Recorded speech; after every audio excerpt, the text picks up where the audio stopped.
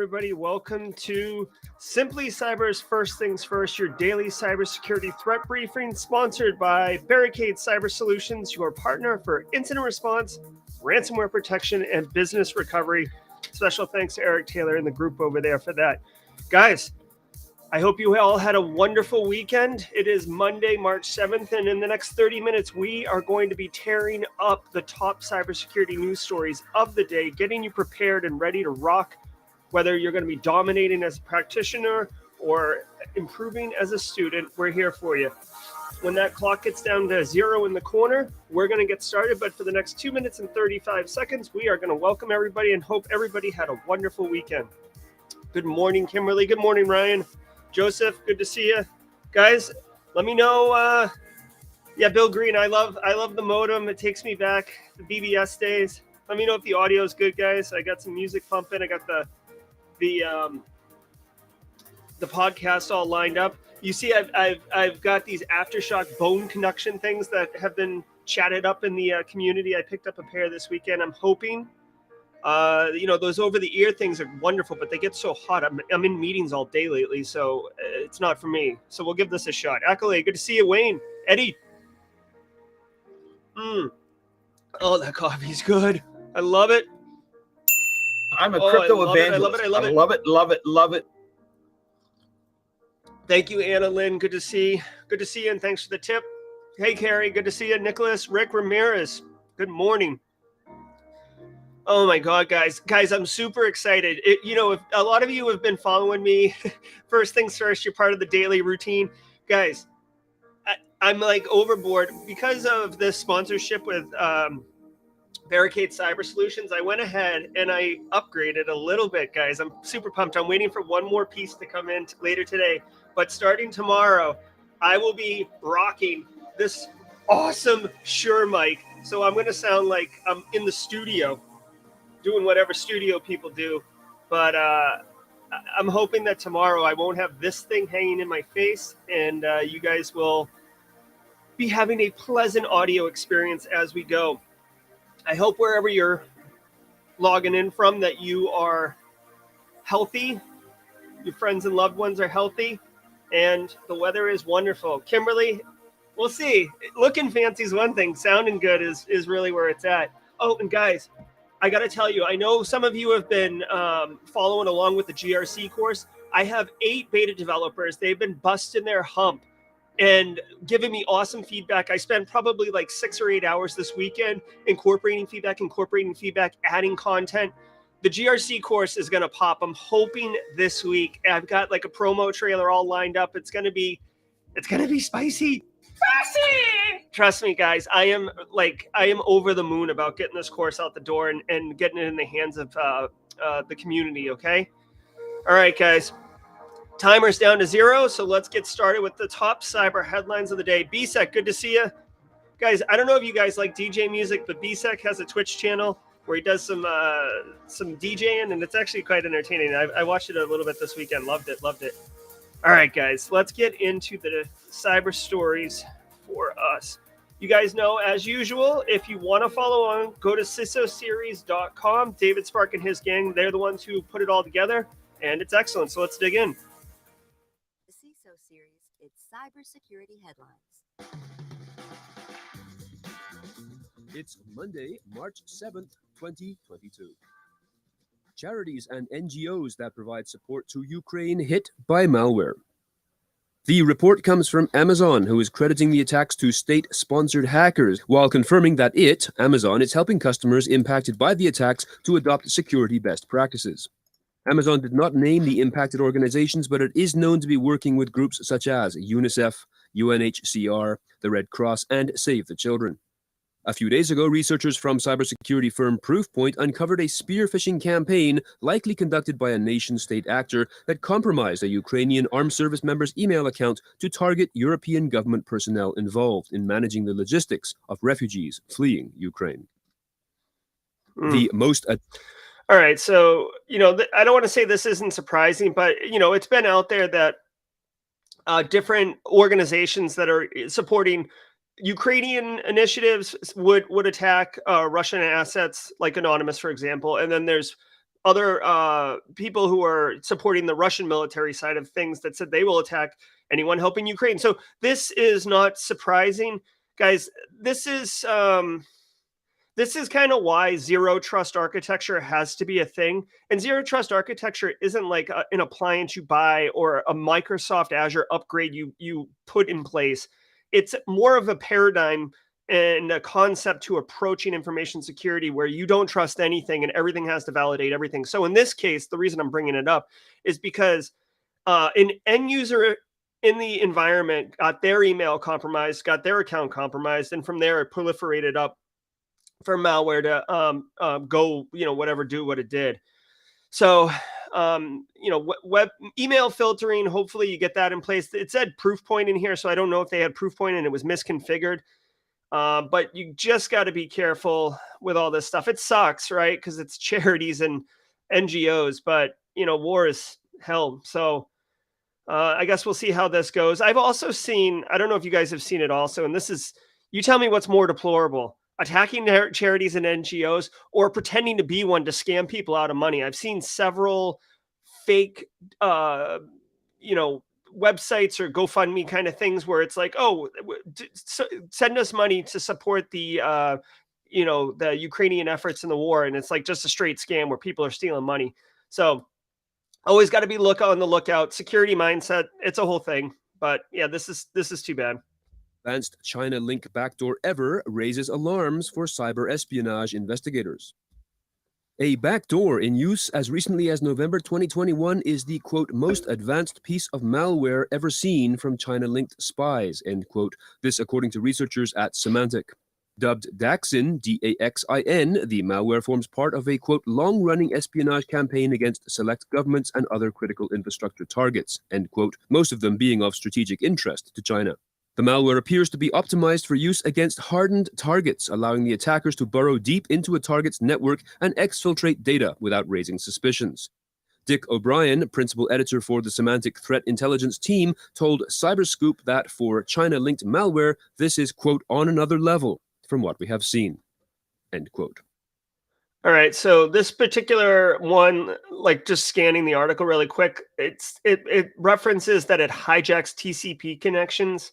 So real quick to level set, at the transport layer of network communications, there's TCP and UDP basically, and TCP is connection full. So you make sure that the data gets to where it needs to go and it gets put together. So those connections happen all the time. For them to be hijacked, I don't know exactly what that means in this context, but essentially it's allowing the APT threat actors, network communications, to be able to go through firewalls and get into environments and stuff like that. Most advanced is quite a subjective statement, so I'd like to really qualify exactly what that means unless it's just clickbait. But I will say that with backdoors and kind of either red teams, pen testers, APTs, it doesn't matter, just for the sake of the community, backdoors are basically put in place for persistence. So like once you compromise a box and you got a foothold in the environment, you install some type of backdoor listening service so you can get back in without having to screw around with the exploitation and stuff like that, especially if they patch the vulnerability, right? So you can get right back in.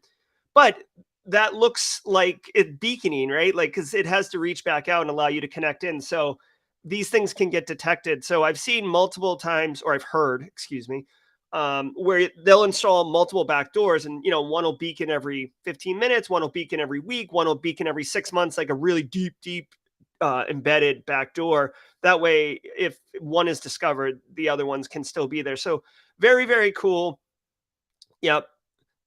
Yeah, it's possible, BSEC, that it may be the first time they've seen something like this. Definitely from my own personal interest perspective, I will be looking into this just to understand, because when you're saying most advanced, I mean, that's a pretty bold claim. So, it'd be interesting to dig in and see what's up with that. Hackers allegedly leak Samsung data and source code. Less than a week after releasing a 20-gigabyte document archive from 1 terabyte of data stolen from NVIDIA, the Lapsus data extortion group on Friday leaked a huge collection of confidential data they claim to be from Samsung Electronics. The leak apparently contains confidential Samsung source code for every trusted applet installed in Samsung's Trust Zone environment used for sensitive operations such as hardware cryptography, binary encryption, and access control, as well as algorithms for biometric unlock operations, bootloader source code for all recent Samsung devices, confidential source code from Qualcomm, source code for Samsung's activation servers, and full source code for technology used for authorizing and authenticating Samsung accounts, including APIs and services. This is according to Bleeping Computer, who also state that if these details are accurate, Samsung has suffered a major data breach that could cause huge damage to the company. Yeah, so this is the Lapsus group, the same group that hacked NVIDIA or data exfiltrated and then ransomed NVIDIA last week, and then was like hacked back by NVIDIA. So this ransomware threat actor group is like burning the midnight oil and working weekends, because they like Samsung and NVIDIA are pretty big players. So this is, I don't want to call this garden variety, but this is one of those ones where the impact is quite potentially quite high. So when we're doing our risk analysis, you look at this one, the data is out there. I'm sure Samsung is not happy about it. It's more than just being able to spin up your own version of a Samsung phone. It sounded like they had activation servers and they had some other kind of sensitive information in there.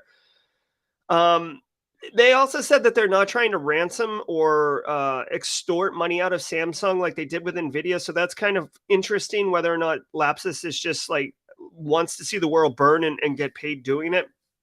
But I mean, this is, if you work in big tech or anywhere where there's intellectual property, kind of like academic research centers or manufacturing where you have like patents and stuff like that, or, like Coke secret formula, you can use this as a potential use case to show why that data needs to be compartmentalized, segregated from the rest of the environment. Maybe you use data tokenization to access it through the database, whatever. This is a good example because 190 gigs is quite a lot. So sorry for Samsung, and, interesting. Keep an eye on Lapsus because they're busy. Flaw in Linux kernel groups feature allows container escape. A now-patched high-severity Linux kernel vulnerability tracked as CVE 2022-0492 with a CVS score of 7.0 can be exploited by an attacker to escape a container to execute arbitrary commands on the container host. The issue is a privilege escalation flaw affecting the Linux kernel feature called control groups that limits, accounts for, and isolates the resource usage such as CPU, memory, disk I/O, and network of a collection of processes. Major Linux distributors, including Ubuntu and Red Hat, have now published advisories regarding this flaw. All right. So there are many misconceptions. This is interesting. If I read this correctly, guys, containers, Docker, Kubernetes, all these type of things allow people to kind of deploy apps where you don't have to screw around with dependencies and the right version of Python and, all of these special configurations. You literally get a container. We've done several labs on Simply Cyber where we pull down like web app platforms that are vulnerable and put them on the Pi, and they're containerized, and containers are awesome, but they're not invulnerable or perfect, right? So this right here is an example where a vulnerability allows you to escape the container. Remember, it's almost like virtualization, right? So you've got the main operating system, and then right on top of it is container 1, container 2, container 3. So the containers are supposed to be compartmentalized and not allow you access to the root operating system, but there are container breakout attacks or exploitations or vulnerabilities, depending on, if it gets exploited, that will allow that. We see this with sometimes VMs breaking out and going into the hypervisor. Basically, if you're running Linux and containers, then you're probably a Linux admin or network admin that dabbles in Linux. This is like, apply the patch if you can, or be aware that these container breakouts may happen. It looks like that they said Ubuntu and Red Hat both had security advisories on their website. So you can see if the versions of whatever the container program is you're using to host the containers is vulnerable and what to do about it. So this is just good vulnerability management. Be aware of that. It's about securityautomations.io. That's TORQ.io. Researchers devise attack for stealing data during homomorphic encryption.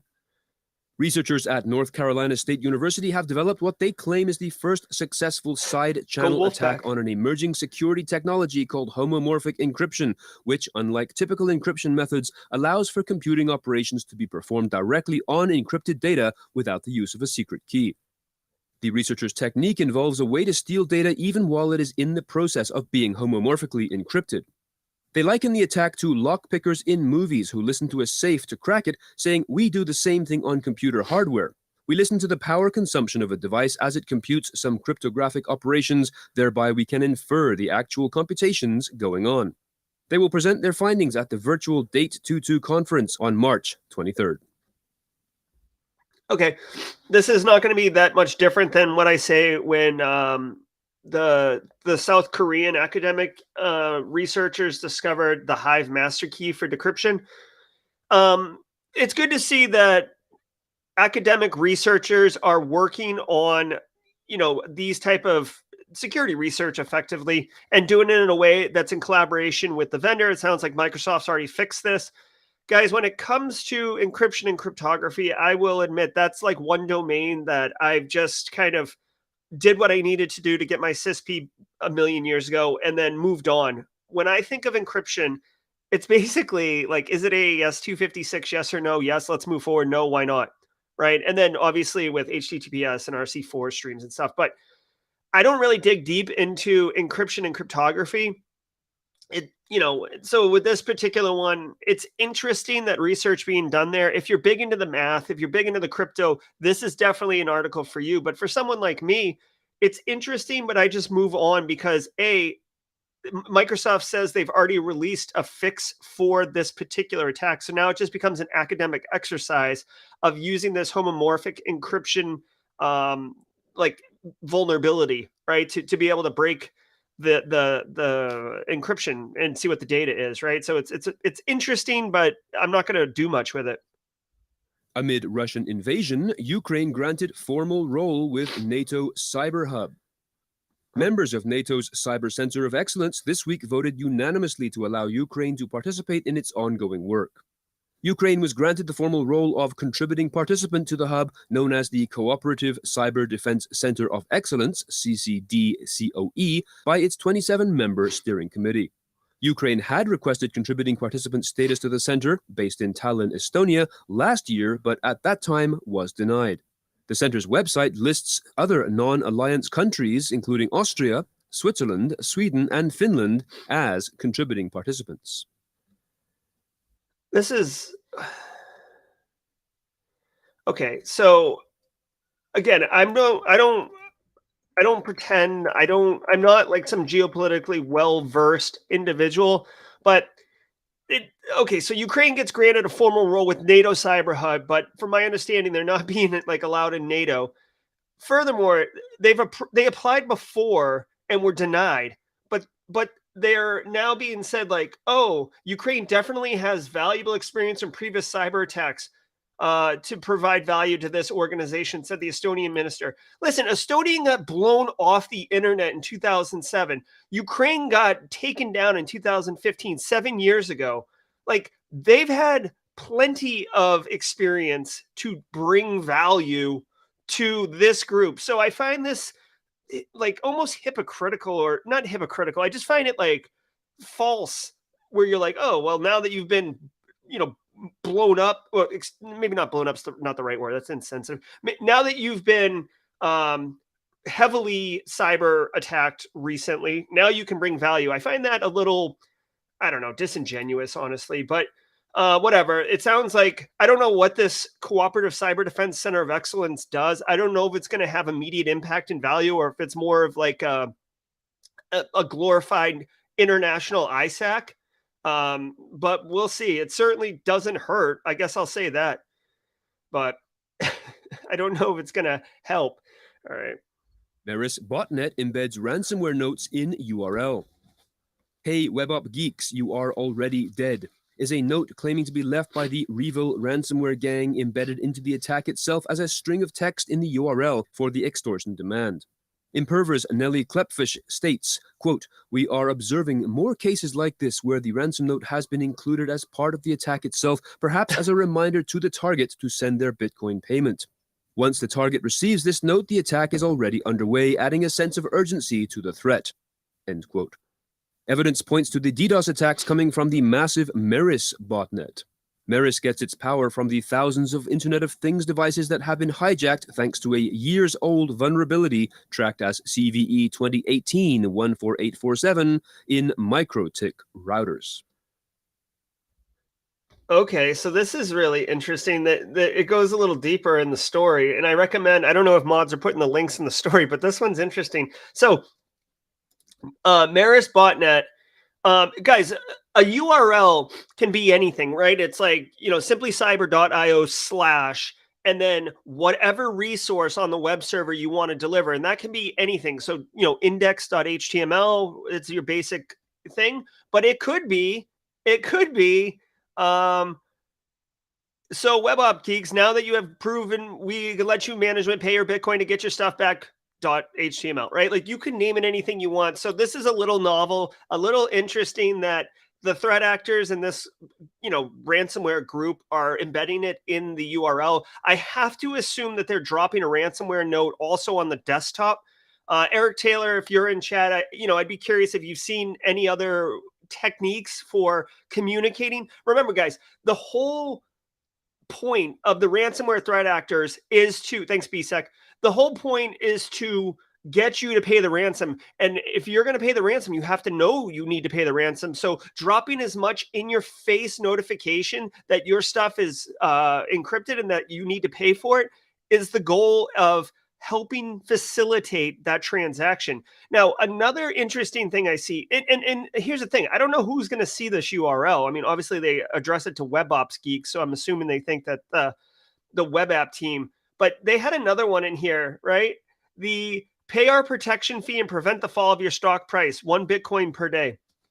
So they warning the CEO, guys, I don't want to sound insensitive, but like, the CEOs I know aren't looking at the URLs, right? They're probably looking on their phone, and they're probably in email. They're definitely not like, unless the WebOps Geeks bring it to the attention of the CEO. The CEO isn't going to see a URL.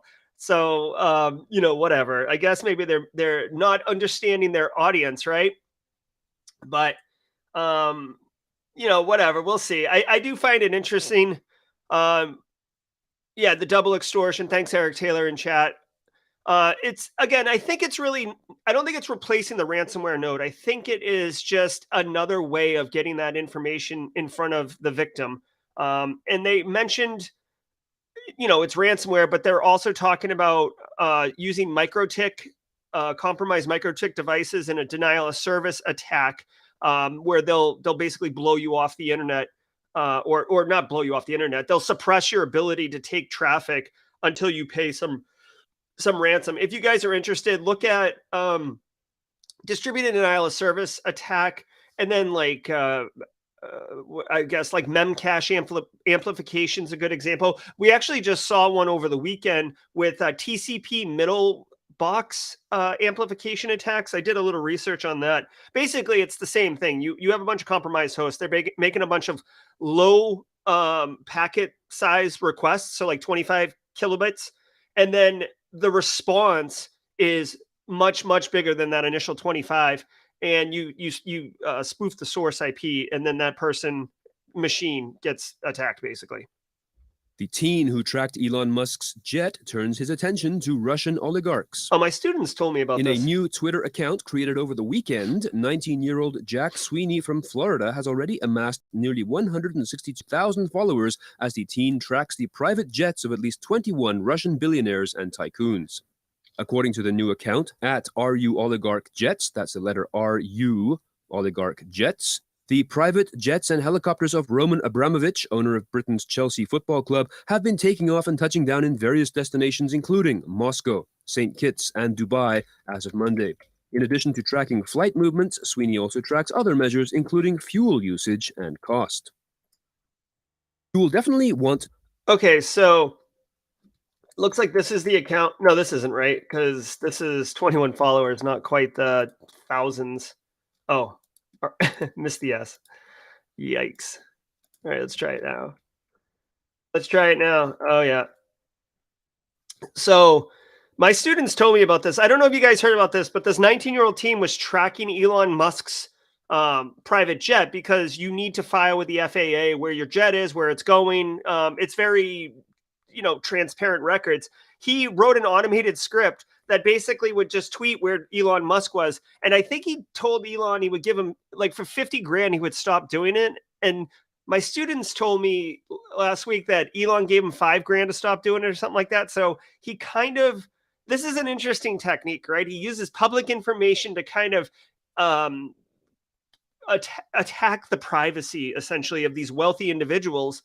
And they pay what is not really a lot of money to them to have him just leave them alone. It's annoying. So he's applying the same technique. Obviously, this is tied to the current conflict in Ukraine, but he's tracking their like where they are and where they're going. We've seen the Russian oligarchs' yachts, super yachts, are like traveling at night with no lights on, not turning off all their beaconing stuff, turning off their radios. I've read that report.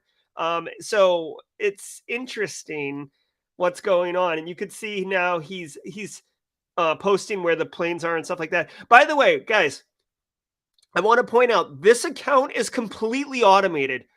Jack Sweeney stood it up, and he does nothing else except just let it run. So very clever automation idea. If you guys are looking for a Python project, here's one that's really interesting.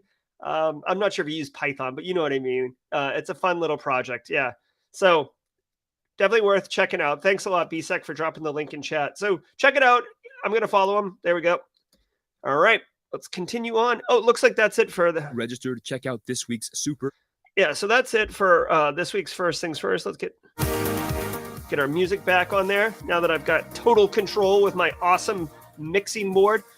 All right, guys, that is going to do it for today's episode of First Things First. Thanks again to our sponsor, Barricade Cyber Solutions, for allowing me to upgrade my audio setup. Like I said, tomorrow, guys, I'm going to be bringing the heat with the Shure SMB 7B mic or whatever. So you'll have to let me know in chat if I sound any better or if it's just a hot mess on fire like it is over here. Guys, I want to remind you, tomorrow, First Things First will be at 10 a.m. because I teach at university. I do not have the slide for Simply Cyber Live Thursday's episode, but I do have my guests lined up. I'll get the slide in the event scheduled later today. We will be having really an interesting guest. I believe he is from Belgium, and his name is Robbie. I forget his last name, but he is like the community manager at Integrity, which is the like HackerOne, Bug Bounty, or Bug Crowd, except it's the European version. He has a really interesting story. He's going to talk about bug bounties and web apps, but like how he got that job is really interesting. And I think that is going to be the story that resonates with the Simply Cyber community the most. Very, very clever, very, very smart, totally kind of that offensive security mindset where he basically identified what his potentials were and what his resources were, and then hacked them, like life hacked them in such a way. And then it turned into him being the community manager in Integrity. It's a dynamite story, and he's going to bring that to us and so much more. So I hope you can join us on Thursday. But other than that, we'll do tomorrow at 10 a.m. Guys, thanks so much for being here. I hope you got some value. As we always say, share this with a friend, simplycyber.io/FTF if you want someone else who thinks they might get value out of this. And have a great Monday, everyone. Be good.